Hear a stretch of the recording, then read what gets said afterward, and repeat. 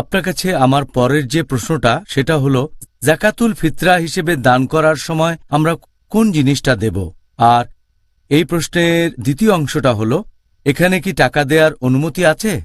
আপনারা অনেকেই জাকাতুল ফিতরা নিয়ে বিভ্রান্তির মধ্যে রয়েছেন।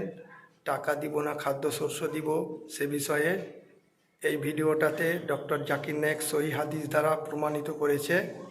এই ভিডিওটা দেখলে বুঝতে পারবেন যে খাদ্য দেব না টাকা দিব। ভিডিওটা ভালো লাগলে লাইক কমেন্ট শেয়ার করে দেবেন। আপনি যদি বলেন জাকাতুল ফিতরা দেওয়ার ব্যাপারে এটা দিতে হবে কোনো খাবার হিসেবে, হতে পারে সেটা খেজুর, হতে পারে বার্লি, হতে পারে গম, হতে পারে চাউল, হতে পারে কিশমিশ অথবা জব, এমন কিছু যেটা প্রধান খাদ্য, সেই দেশ অথবা সেই শহরে যেটা প্রধান খাবার, গম হলে গম, চাউল হলে চাউল দেবেন, যদি খেজুর হয় খেজুর দেবেন। এ ব্যাপারে সবাই একমত যে এটা দিতে হবে খাবার হিসেবে। ভালো হয় যদি দিতে পারেন শস্যকণা হিসেবে, যেমন গম, চাউল ইত্যাদি। আমাদের প্রিয় নবী মুহাম্মদ সাল্লাল্লাহু আলাইহি ওয়াসাল্লাম বলেছেন, এটা উল্লেখ আছে সহিহ বুখারীতে, খণ্ড নম্বর 2, বুক অফ জাকাত, হাদিস নাম্বার 1503।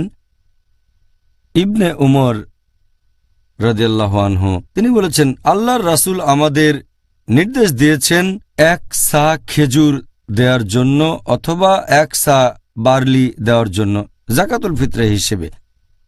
সব মুসলিমই দেবে, দাস বা স্বাধীন, পুরুষ বা মহিলা, তরুণ বা বৃদ্ধ। আর এটা দিতে হবে ঈদুল ফিতরের নামাজের আগে। আরও একটা হাদিস আছে সহিহ বুখারীতে, খণ্ড নম্বর 2, বুক অফ জাকাত, হাদিস নম্বর 1510। বর্ণনাকারী আবু সাঈদ আল খুদরি, যে মুহাম্মদ সাল্লাল্লাহু আলাইহি সাল্লামের সময়ে আমরা 1 সা খাবার দান করতাম জাকাতুল ফিতরা হিসেবে। আমাদের খাবারগুলো তখন হতো বার্লি, তারপর থাকতো কিশমিশ, সাথে পনির আর খেজুর। এসব খাবারের নাম হাদিসে বলা হয়েছে। এছাড়াও আর একটা সহিহ হাদিস আছে, ইবনে খুজাইমা, হাদিস নম্বর 2417। ইবনে আব্বাস রাদিয়াল্লাহু আনহু বলেছেন যে রমজান মাসের সদকা মানে জাকাতুল ফিতরা হচ্ছে 1 সা। যদি কেউ গম দিয়ে থাকে সেটা গ্রহণ করা হবে, কেউ খেজুর দিলে সেটা গ্রহণ করা হবে, কেউ কিশমিশ দিলেও গ্রহণ করা হবে। এইসব খাবারের কথা হাদিসে বলা হয়েছে। তবে এক কথায় আমরা বুঝতে পারছি এটা হবে খাবার। ভালো হয় যদি শস্যকণা হিসেবে দেন। আর এই প্রশ্নটার ব্যাপারে যদি বলতে হয় যে এখানে টাকা দেয়া যেতে পারে কি না, এ ব্যাপারে সবাই একমত যে এটা হবে খাবার। অন্য কিছু দিতে পারবেন না, টাকা দিতে পারবেন না, গরিব মানুষকে জামা কাপড় দিতে পারবেন না অথবা কোনো ফার্নিচার। এমনিতে দান করতে চাইলে আপনি এগুলো দিতে পারেন, তবে যদি জাকাতুল ফিতরা হিসেবে দিতে চান তাহলে খাবার হিসেবেই সেটা দিতে হবে।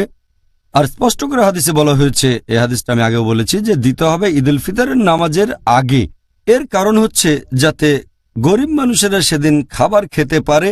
টাকা দিলেও হয়তো অন্যভাবে খরচ হয়ে যাবে, তাই এটা দিতে হবে খাবার হিসেবে, যাতে করে এই বিশেষ দিনে তার পেট ভর্তি থাকে, খাবার নিয়ে কোনো চিন্তা করতে না হয়। তাই সবাই একমত যে জাকাতুল ফিতরা দিতে হবে খাবার হিসেবে। আপনি টাকা হিসেবে ফিতরা দিতে পারেন দায়িত্ববান কারো কাছে বা কোনো দাতব্য প্রতিষ্ঠানে, যারা বলে এই টাকা দিয়ে আমরা খাবার কিনব আর গরিব আর অভাবগ্রস্তদের দেব। তবে যখন গরিব মানুষ পাবে তখন সে পাবে খাবার হিসেবে।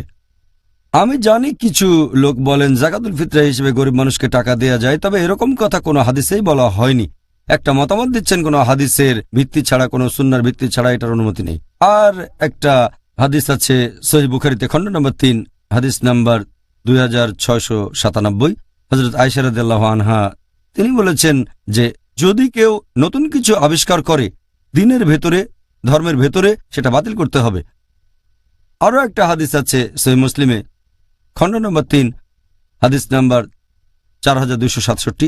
প্রিয় নবী মুহাম্মদ সাল্লাল্লাহু আলাইহি ওয়াসাল্লাম বলেছেন, যদি কেউ ইসলাম ধর্মে নতুন কিছু নিয়ে আসে সেটা বাতিল করতে হবে, তাহলে ধর্মে নতুন কিছু চালু করার কোনো অনুমতি নেই। জাকাতুল ফিতরা দিতে হবে খাবার হিসেবে, সেটাই হাদিসে বলা হয়েছে। টাকা অথবা অন্য কোনো মাধ্যমে দিলে হবে না। সাধারণ সদকা হিসেবে সেগুলো দিতে পারেন, তবে জাকাতুল ফিতরা দিতে হবে খাবার হিসেবে। অনেকে যুক্তি দেখায় যে আমাদের নবীর আমলে টাকা পয়সার খুব একটা প্রচলন ছিল না, তাই জাকাতুল ফিতরা হিসেবে টাকা পয়সা দেয়া হয়নি, তবে এখন দিতে পারি।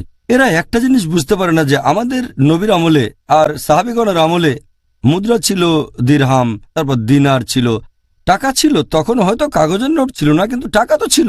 মানুষ তখনও মুদ্রা বিনিময় করত দিরহাম আর দিনার দিয়ে, তাই এই যুক্তিটা পুরোপুরি ভুল। সঠিক নিয়ম হচ্ছে এটা দিতে হবে শুধু খাবার হিসেবে, অন্য কিছু না। ঠিক আছে ডক্টর জাকির।